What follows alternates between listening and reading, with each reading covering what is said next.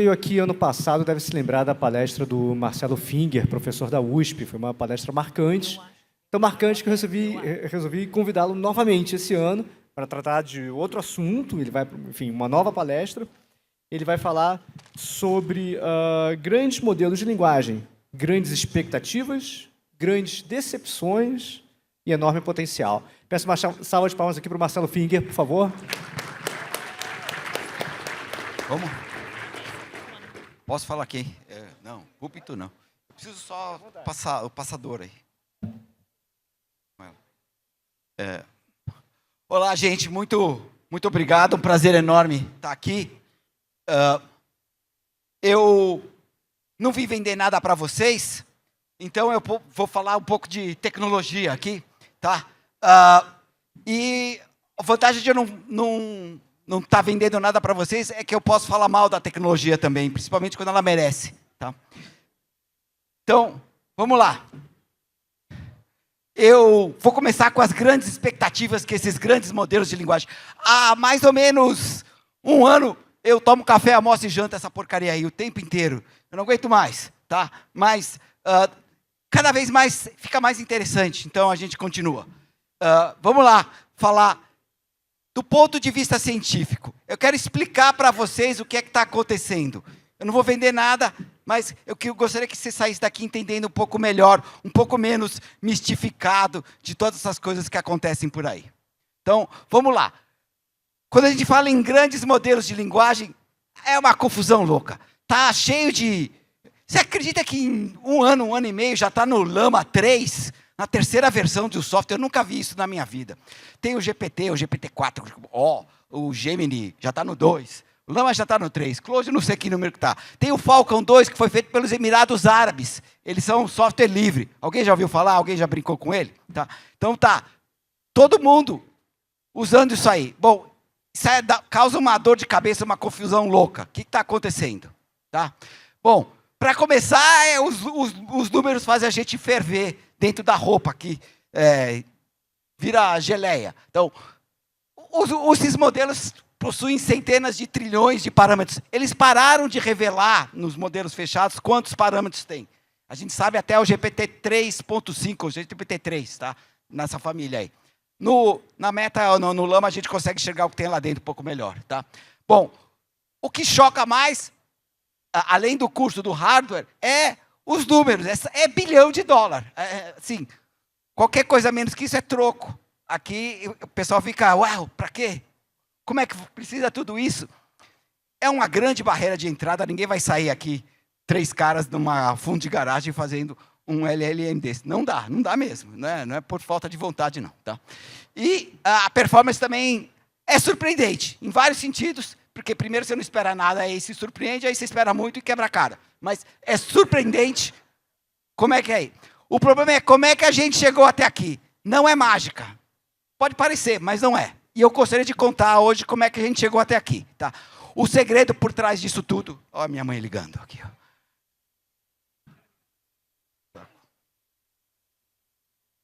Não, a médica. Ai, socorro. Bom, como é que a gente chegou até aqui? Bom, a gente começa com o Transformer em 2017. Quando eu dou o curso de linguística computacional, eu falo, olha, tudo que veio antes disso é a pré-história. Tá?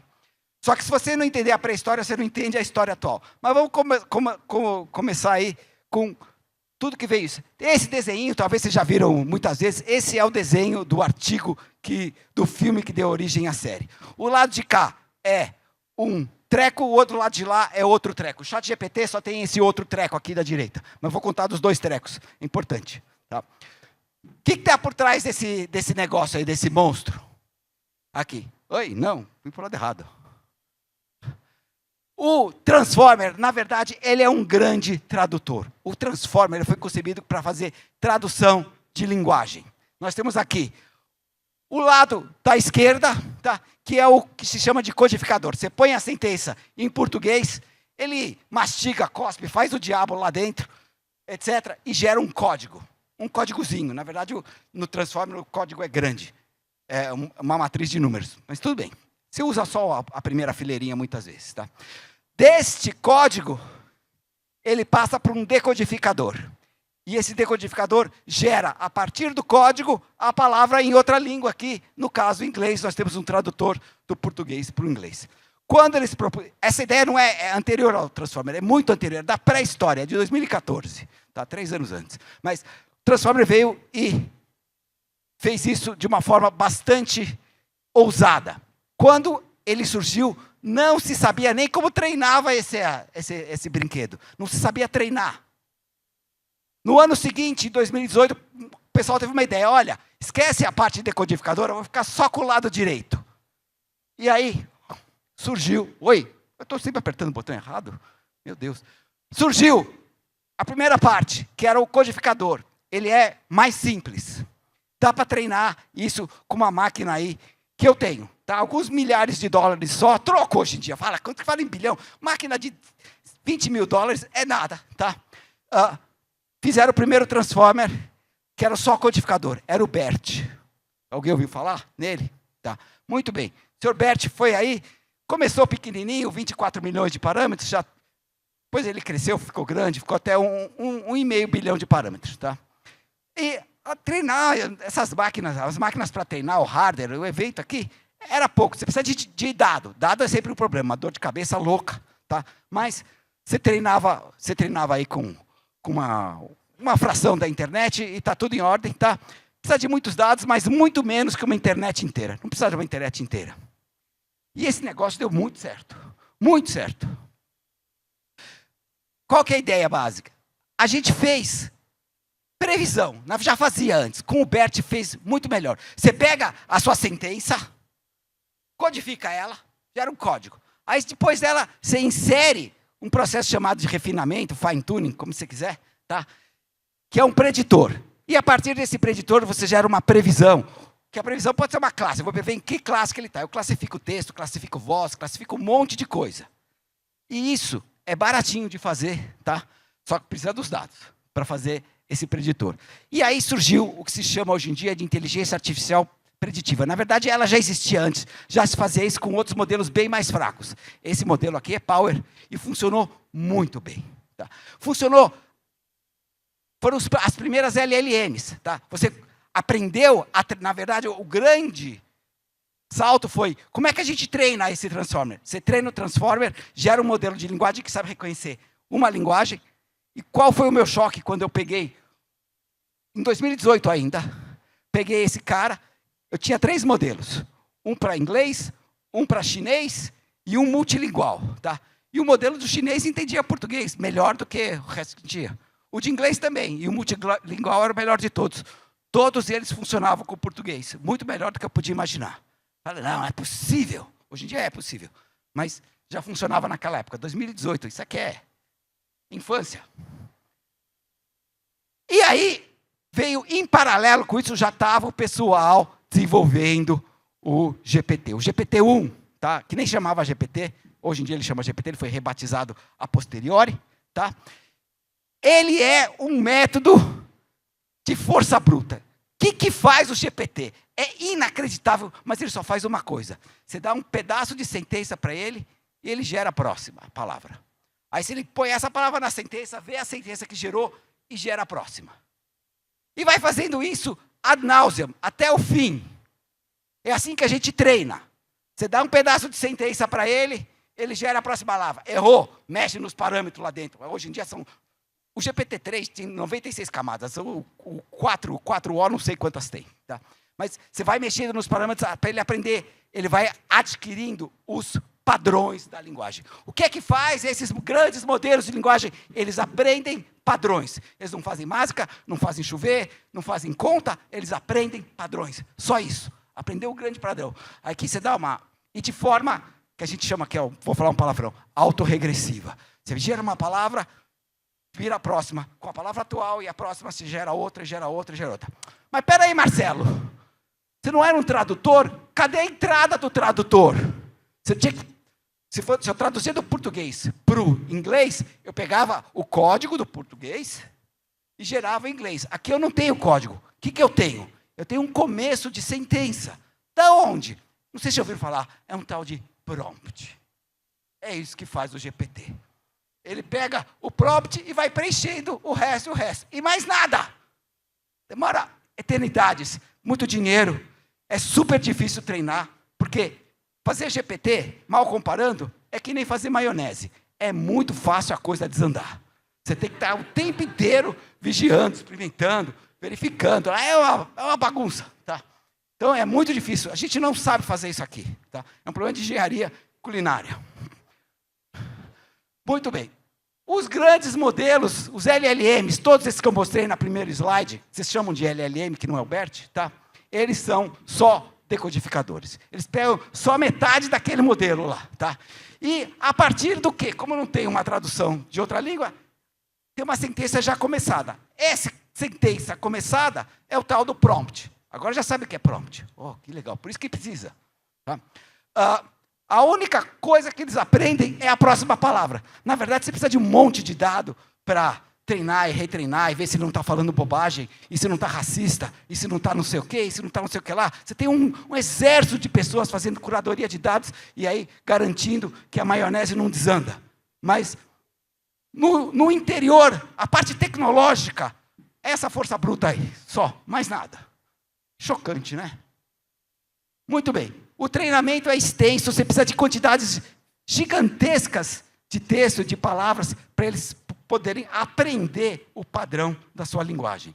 Ele aprende tudo, não só o padrão da linguagem, aprende código, aprende um monte de outras coisas, aprende várias línguas. O pessoal filtra o inglês, fica 2% de outras línguas. E só com esses 2% e mais o conhecimento de linguagem que ele tem, ele aprende várias outras.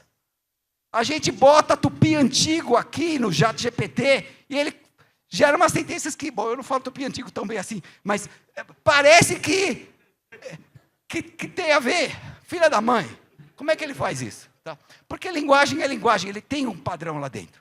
Mas ele não tem nenhuma esperteza, nenhuma noção de realidade, não tem nada. Ele só sabe aprender e gerar padrão.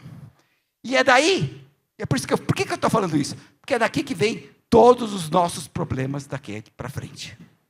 Tá? Para vocês entenderem. Tá? Aí apareceu a inteligência artificial gerativa, porque ela gera o resto da sentença quando você dá o comecinho para ela. É isso que ela faz.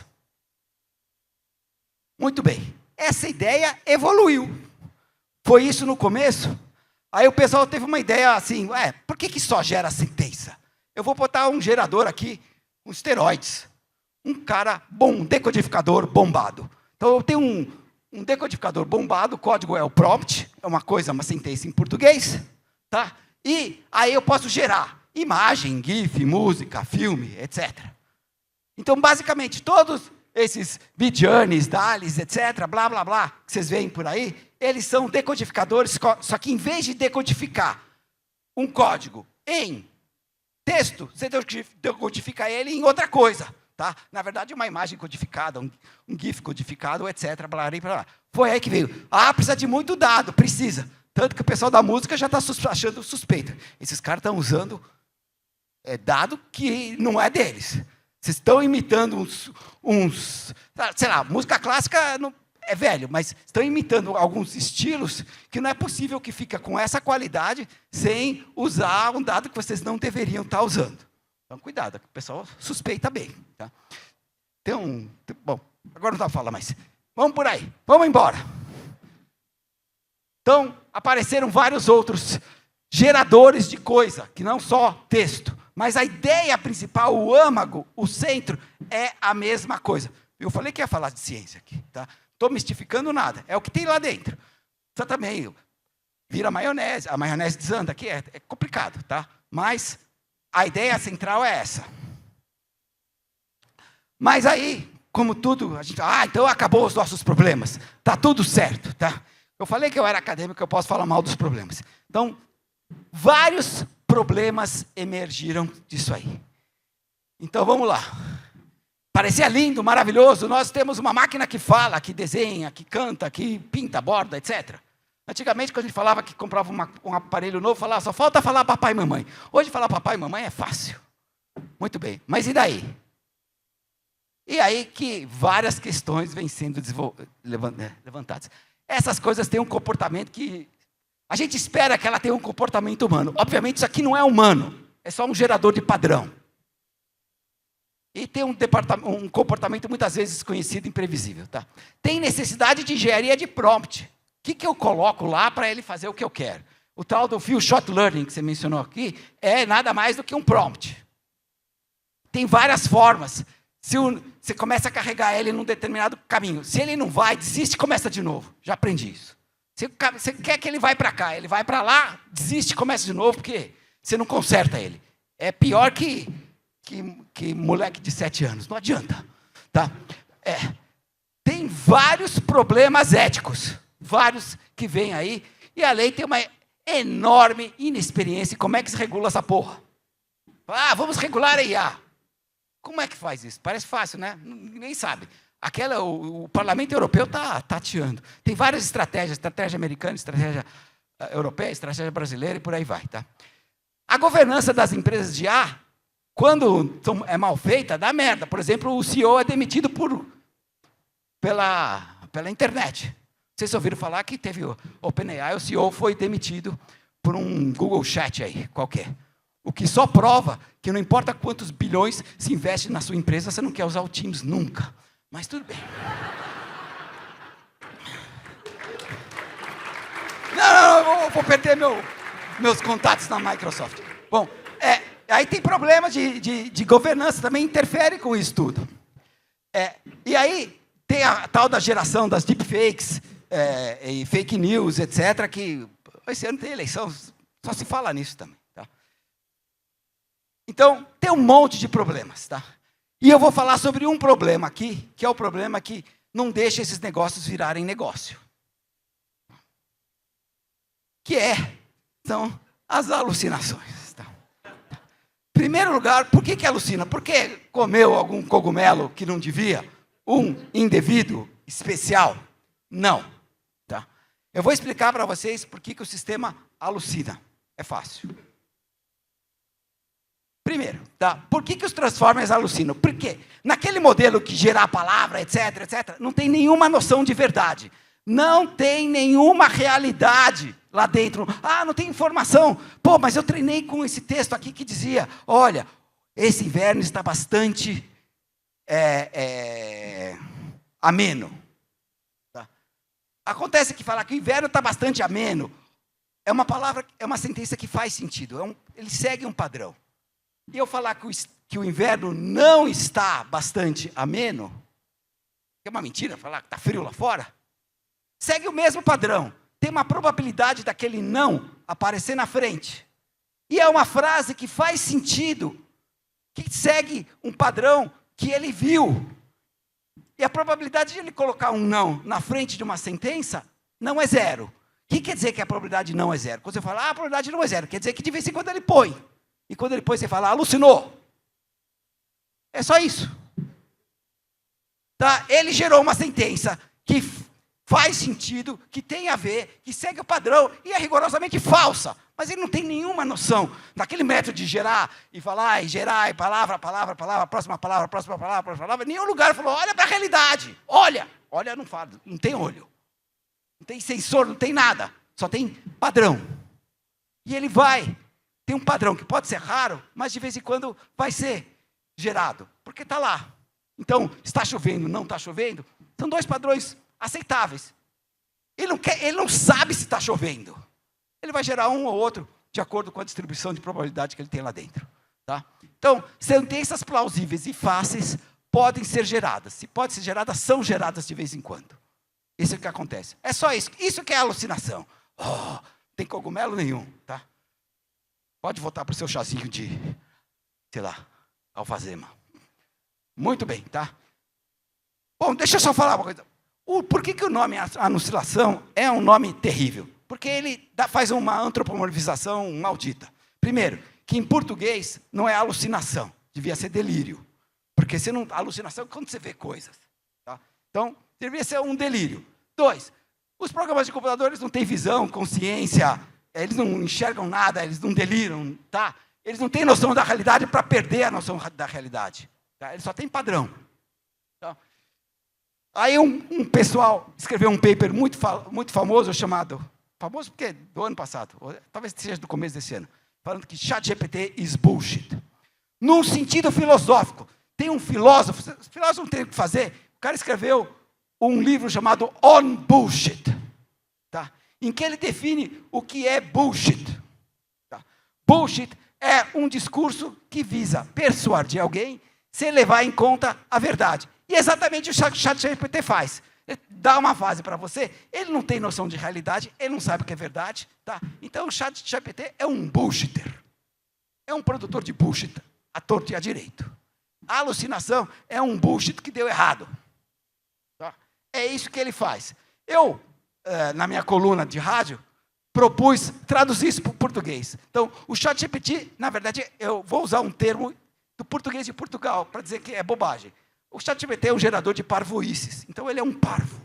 Alguém já ouviu falar essa sentença? É um parvo, é um tonto. Ele é um tonto.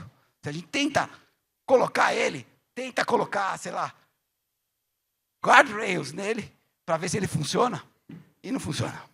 Eu vou explicar por quê. Tá? Vou contar para vocês isso já. Então, o ChatGPT é um gerador de bullshit. E aí, bom, como é que eu ganho dinheiro com bullshit? Tem muita gente que ganha muito dinheiro. Silvio Santos, por exemplo, ganha um monte de dinheiro com bullshit. Mas vamos lá. Só para contar para vocês um grande fracasso, ou um grande exemplo interessante. A cidade de Nova York tentou fazer um sistema para informar as pessoas, os empresários, para fazer negócios sobre propriedade. O direito de propriedade em Nova York é complicadésimo. Tá? É cheio de reentrâncias e saliências. Tá? Eles deram 2.000 textos para refinar aí uma LLM. Tá? E, segundo eles mesmos, o objetivo era fornecer aos proprietários de empresas informações confiáveis e úteis. Mas você não precisa ser dono de empresa. Eu entro lá e começo a colocar coisa lá. Eu já brinquei com esse cara aqui. E, bom, parece que ele começou a mentir deslavadamente, né? Ele é um gerador de bullshit, como qualquer outro. Tá? Você pode treinar ele. Existe um texto que fala, olha, tem um determinado tipo de voucher que é distribuído pela Prefeitura de Nova York que pode ser usado para pagar qualquer conta num determinado serviço. Aí você faz a pergunta, eu posso usar este voucher para pagar a conta? Ele responde, nem sempre. Tá? De vez em quando você não precisa. Aí desenrola lá, fala um monte de merda. Tá? Quando o texto que foi usado para treinar dizia exatamente que tem que usar, aceitar e acabou. Tá? Não tinha dúvida. Então, como é que a gente faz para consertar esse bullshit? O pessoal veio com ideias. Eu vou mostrar um experimento que eu fiz daqui a pouco. Antes, vamos falar. A ideia básica é um guardrails, é um guarda-corpo. Esquece isso aqui, eu vou interpretar para vocês. Do lado direito é o ChatGPT ou uma LLM sem guarda-corpo. O que ela faz? Você escreve o prompt, ela processa e te dá a resposta. Pronto. O guardrail faz uma cirurgia. Você escreve o prompt, aí ele rouba o seu prompt. Tá? Faz um monte de processamento lá, tem um monte de containment, off-topics, jailbreak, temp lá, vê se você está falando uma coisa que não devia. Puxa, não devia falar mal do time da minha mulher. Pum. Verifica. Transforma o prompt em outra porcaria. Aí, você passa para a LLM. Tá? Aí ele gera a resposta. Antes de mostrar a resposta para você, ele passa por mais um monte de processamento para ver se você vai dar uma resposta bonitinha para ele. Tá? E aí, você programa aqui as coisas que você não quer que fala mal de religião, não quer que fala mal de time de futebol, não quer que fala mal de preferência sexual, não quer que fala mal. Mas tem um problema seguinte, tá? Que o número de coisas que você pode não querer que ele fale, você pode querer interceptar, é infinito. E não para de aparecer. Vira e mexe, aparece, tem uma outra preferência sexual, tem uma outra palavra que eu não conhecia, etc. Parará. Eu não quero falar sobre isso. Então, os guardrails, na minha opinião, você está enxugando o gelo. Toda vez que eu peguei o sistema com guardrail, eu brinquei, quebrei ele. Tá? Foram 3 ou 4, mas já foi divertido pra caramba e o suficiente para falar que você está enxugando o gelo. Tá, obrigado. Bom, são infinitos desvios para a conduta.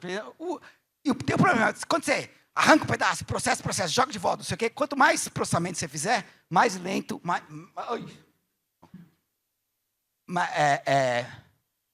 maior é o seu tempo de retorno, seu sistema perde eficiência. Começa a botar muita coisa lá, você estragou o seu sistema. O cara não vai ter paciência. Até a tal da regra de 1 segundo lá, se demorou mais que 1 segundo, o cara já perde a paciência. Eu não quero mais ver, tá? Eu acho, minha opinião aqui, que a solução para utilizar, para domesticar os LLMs em geral, dificilmente vai vir aí com essa cirurgia que você rouba o prompt, ensina de volta, rouba a resposta, faz não sei o quê, para ali, parar. Difícil, bem difícil. Tá? E aí fala, bom, Marcelo, então o que você faz? Já que você não quer que faça, tem alguma ideia? Tenho. Eu e minha aluna implementamos. Tá? E, obviamente, a gente quebrou a cara. Muito bem. Aqui está.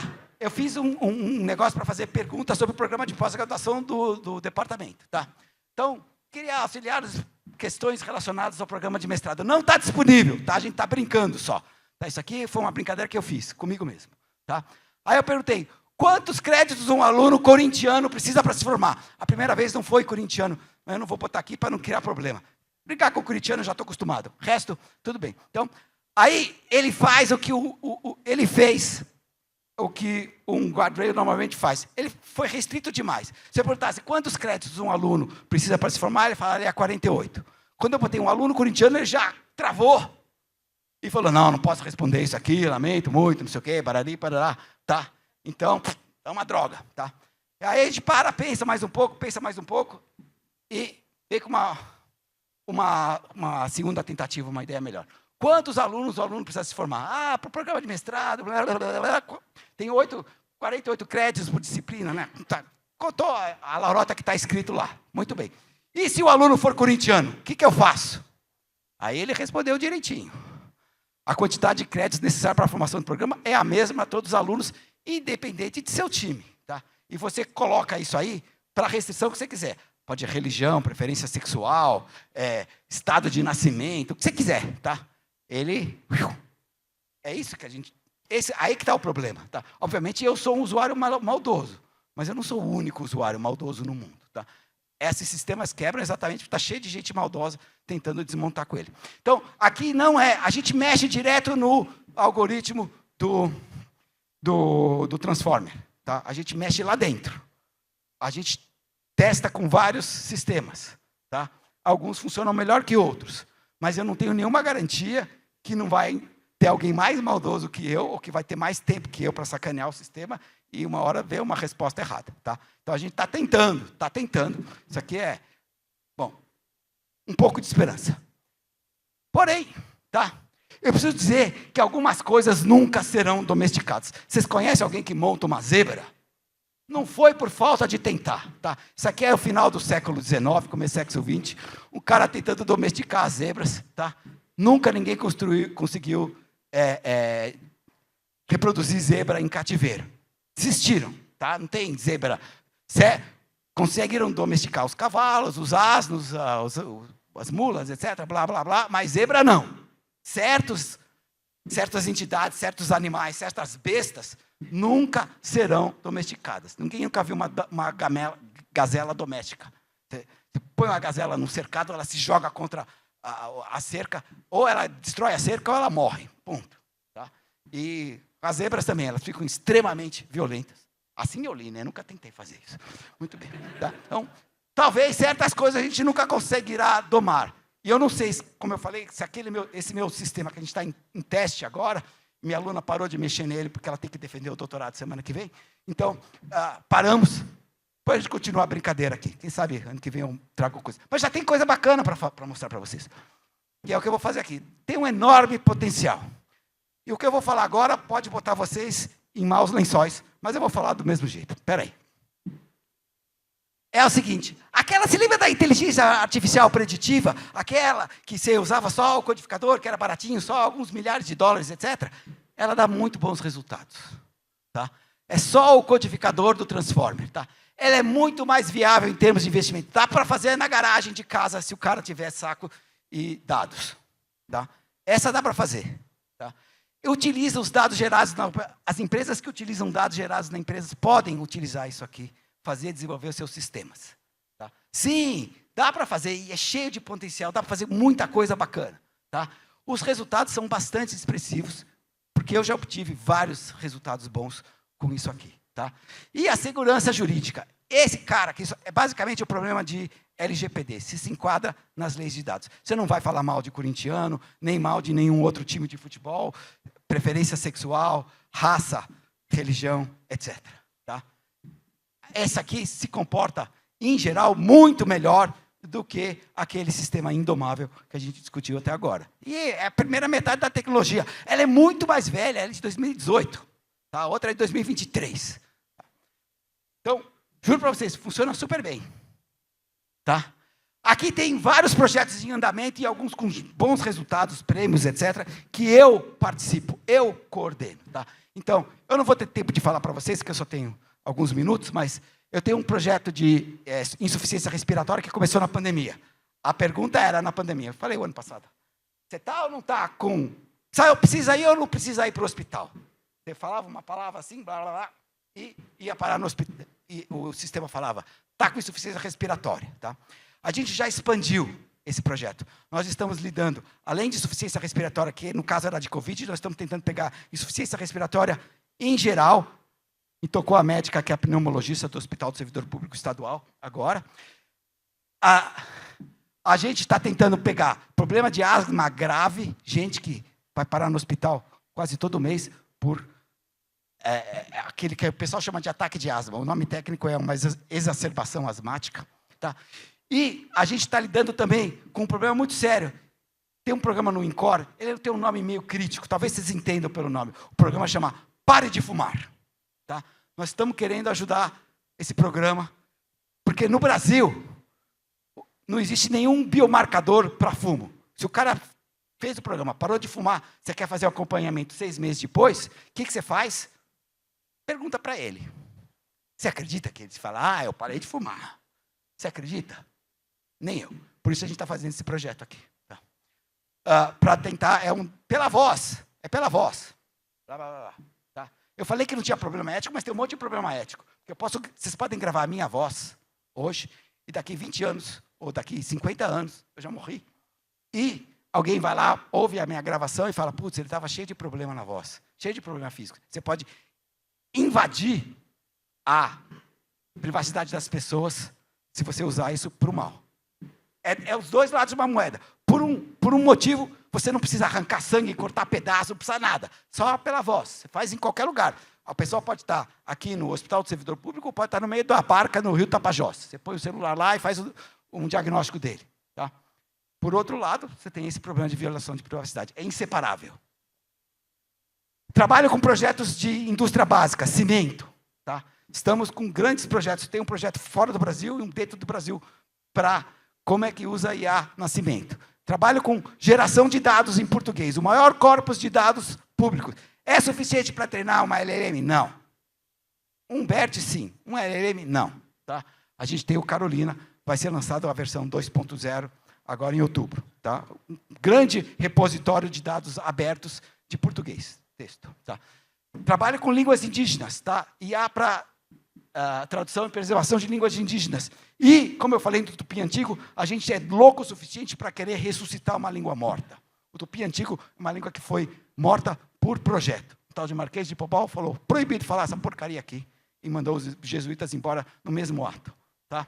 E morreu a língua. Queremos ressuscitá-la. Para quê? Sei lá, para aprender como é que faz. Tem gente que quer aprender, tem gente que quer participar. Muito bem. E a gente tem um projeto que estuda a complexidade de línguas. Tá? Quando uma língua é mais complexa que a outra, será que o português de São Paulo é mais enrolado que o de Portugal? Tá? E uma série de outras perguntas que a gente faz. Então, estamos estudando. Todos esses projetos usam, em alguma parte deles, a IA preditiva. E vai indo muito bem, obrigado. Tá? Tanto que eu tenho que dizer não para a maioria das ideias que vem, porque eu já estou com ideia demais. Muito bem. Mas cuidado com o hype. Tá? Você chega numa empresa e fala, vamos usar a IA preditiva, você vai perder o emprego, cara. Tá? Por quê? Porque vai falar que o hype só se fala nisso em todo lado, o tempo inteiro. Você pode sofrer a pressão dos seus superiores e dos seus pares, tá? E indo contra o hype, você tem a chance de ser acusado de ser contra a inovação, de ter medo exclusivo. Esse cara é louco, porra. Está todo mundo falando em LM, vem falar nessa tecnologia velha de 2018. Tá? Então, cuidado com o hype. Ele é uma poeira, ele faz mal para a saúde, faz mal para o bolso também. Se você for o cara mandado embora, porque você teve a ideia de usar uma tecnologia velha de 3 anos atrás. Muito bem. E acontece que a IA gerativa, tá, ela já tem boas aplicações. Não essas que todo mundo quer, mas se você usa ela para processar texto, para formatar estilo, para ler um artigo e falar, resume essa porcaria para mim que eu estou sem tempo. Tá? Ele faz direitinho. Funciona. Se ele alucinar aqui e ali, você filtra. Você sabe que ele é um alucinador mesmo. Tá?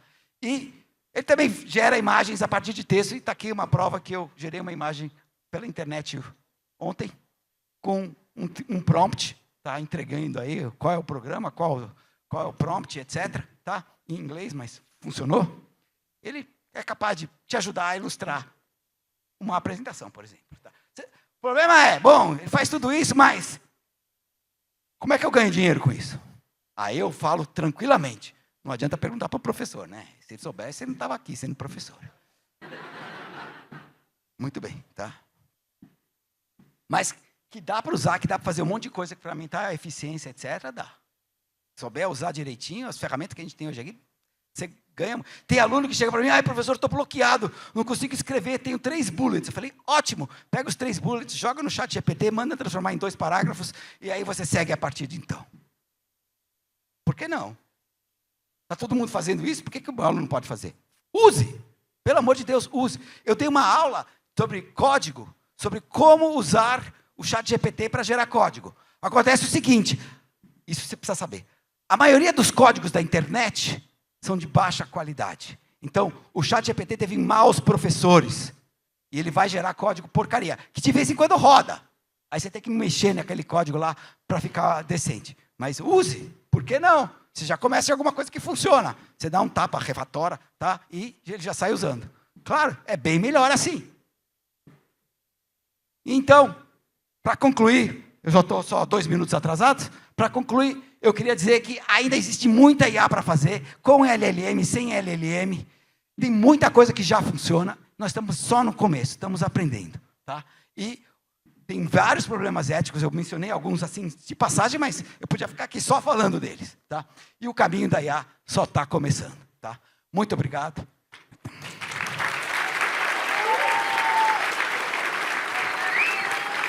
Só para aproveitar para fazer um pouco de propaganda de mim mesmo, toda sexta-feira, 8 horas da manhã, na apresentação, pessoal, bota de novo o slide. Não fui eu que tirei. Não foi você que tirou? Não, foi o pessoal da técnica ali, rapidinho. Consegue botar de volta? Pô, também na hora da propaganda me cortaram, cara. Que maldade. Vou tomar uma. Depois desse, né? Depois desse? Esse aqui, esse é o meu e-mail. Eu tenho uma coluna no rádio. Obrigado. Inteligência artificial nas ondas do rádio. Eu queria chamar a IA e eu, mas não deu.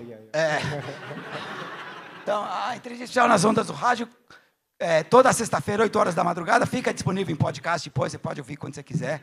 Até minha mãe já ouve podcast hoje em dia, tá? Então tá tranquilo. E eu faço essa coluna pensando nas amigas da minha mãe, de 83 anos. Eu estou explicando para ela essas coisas todas aqui, sem slide, ainda por cima, que é só no rádio. Então, se quem quiser ver como é que fica, por favor, eu agradeço. Gente, alguém tem alguma pergunta aqui para o Marcelo? Temos, né? Temos uma ali, ó, outra ali. Vou aproveitar essa aula que a gente teve aqui.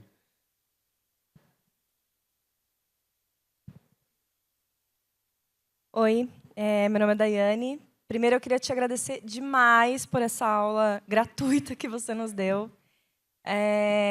Eu trabalho com chatbot há muito tempo. Parei um tempo porque eu desacreditei diante de todas as coisas que a gente acaba vendo, né? E acabei voltando de novo porque, de fato, as empresas elas acabam olhando para isso. Então, acho que o primeiro ponto é realmente assim agradecer que você, enquanto professor, está disseminando essa conscientização do uso correto da tecnologia. E te contar que eu tenho uma filha indígena e uma das minhas maiores preocupações, ela nasceu aqui no Brasil, então ela nasceu fora da etnia dela, né? Que é a amazônica peruana. Uma etnia muito antiga, que se chama Shipibo. E é uma etnia muito preservada, então tem a língua ainda mãe. Eles falam com a gente em espanhol muito arranhado, porque a língua mãe é a língua real deles, assim.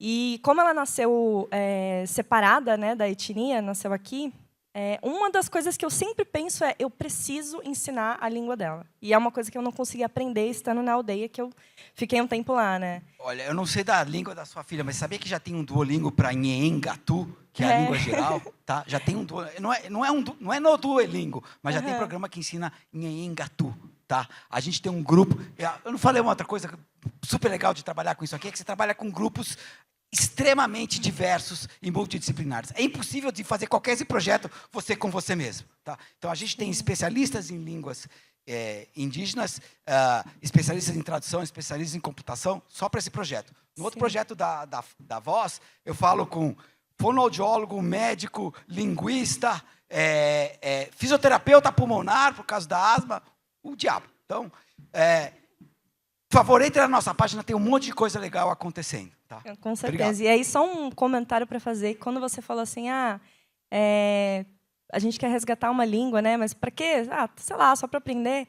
A língua indígena guarda tanto conhecimento, eles são tão evoluídos tecnologicamente num nível que a gente não consegue nem dimensionar, que eu acho que um trabalho que você está fazendo, assim, que eu espero muito que dê certo, que é uma entrega para a sociedade, uma viagem no tempo mesmo. Então, parabéns pelo projeto, tanto esse como os demais, que eu acho Obrigado. que é isso mesmo que a gente tem que usar a tecnologia. A língua, ela mostra um funcionamento possível do cérebro humano. Tá? Então, se a gente está estudando a língua, a gente está estudando uma forma possível do cérebro funcionar. Tá? O meu grande amigo, que é o diretor do Museu de Arqueologia da USP, tá? Ele é um dos maiores pensadores da arqueologia da Amazônia. Eles falaram, olha, essa história de que a Amazônia era pristina, não tinha ninguém lá dentro, é uma mentira. Tá? Antes dos portugueses chegaram, estima-se que tinha 1 milhão de pessoas morando na Amazônia. Tá? Depois eles morreram, da mesma forma como morreram os índios. Até hoje, né?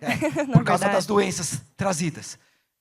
Mas o mais interessante, eles tinham uma forma de lidar com a floresta, que eles não destruíam a floresta. A floresta estava lá e tinha plantação de milho, etc. Então, é um mundo enorme aqui. Estudar línguas é estudar o cérebro humano, é estudar a humanidade, tá? Em todos nós. Parabéns mesmo, professor. Vou querer ser sua aluna, mesmo não ter passado na USP, Vem, tá? Você me vem. aceita. Bem, Gente, tinha mais uma pergunta aqui do Caio, certo? Vai lá. Isso. Oi, professor. Boa noite. Obrigado pela apresentação. Meu nome é Caio. Eu vi que o senhor apresentou aí 3, 4, 5 projetos que o senhor está desenvolvendo. E eu fiquei pensando, durante a fala do senhor, num TED de um rapaz chamado Nicolas Negroponte. Ele fala um pouco das... foi diretor do MIT Media Labs. Isso, rapaz. ele tem um TED que fala de 30 anos da história da tecnologia. E ele fala um pouco sobre como foi as dificuldades, né, de novas tecnologias surgindo. Considerando que o senhor está com esses novos projetos, eu fiquei pensando quais são as áreas de pesquisa diferentes que o senhor não falou aqui, mas que seria legal a gente conhecer. Será que o senhor podia citar 3 ou 4 áreas assim, que quem quer aprender mais sobre IA, do jeito que o senhor acredita, deveria olhar? Bom, eu tenho um curso sobre redes neurais na internet, no Coursera e no YouTube também. Tá? Bom, Nicolas Negroponte, eu vou te contar, tem tanta coisa para estudar. Primeiro, interface homem-máquina é uma área imediata. Existem pessoas que dizem que no futuro, o futuro da IA é ser o mediador entre a pessoa e o cyberespaço. Então, no futuro, toda a nossa interação com o cyberespaço, redes, nuvens, etc., vai ser via IA. Tá? Esse é um dos futuros projetados para IA. Então, interface homem-máquina é uma coisa interessante. Visão computacional. Eu estou matando uma palestra de um amigo meu que está falando sobre como monitorar o trânsito em São Paulo, como melhorar o fluxo de bicicletas, etc. Então, o homem e seu espaço com IA. Então, envolve arquitetura, processamento, visão computacional, etc. Direito é a área mais afetada que tem aqui. Não só no lado da regulação, como na geração de contratos, etc. Hoje em dia, quase tudo, os LLMs já estão dominando com força. Tá? Então, tenho mais uma, se você quiser fazer mais uma interface IA e direito. Diagnóstico médico, tá? Interpretação de imagens, etc. Tá? você tem um mundo inteiro se abrindo. Tá? Da mesma forma como eu trabalho com respiração, o aparelho respiratório, a gente decidiu ficar em problemas respiratórios, DPOC, asma, etc. Tem gente que trabalha para a voz para fazer diagnóstico de doença neurológica. Tá? Se é Parkinson ou Alzheimer ou não sei o quê, tentar pegar pela voz. Tá? Então tem um monte de coisa. Assim. Parar para pensar, vai ficar falando, a gente fica delirando aqui, de repente sai um... Tem uma área que eu acho fantástica, tá? Que é o estudo das fezes. Porque você é capaz de ver coisas fantásticas, aferir o estado de saúde da pessoa, tá? A partir disso aqui. Então, eu me lembro que eu vi uma palestra de um tal de Mikio Kaku, que me deixou muito puto, porque ele falou que no futuro as pessoas vão no banheiro, vai tocar descarga e ela vai dar um diagnóstico da vida dele. Eu fiquei puto com ele, porra, a ideia é minha, viado.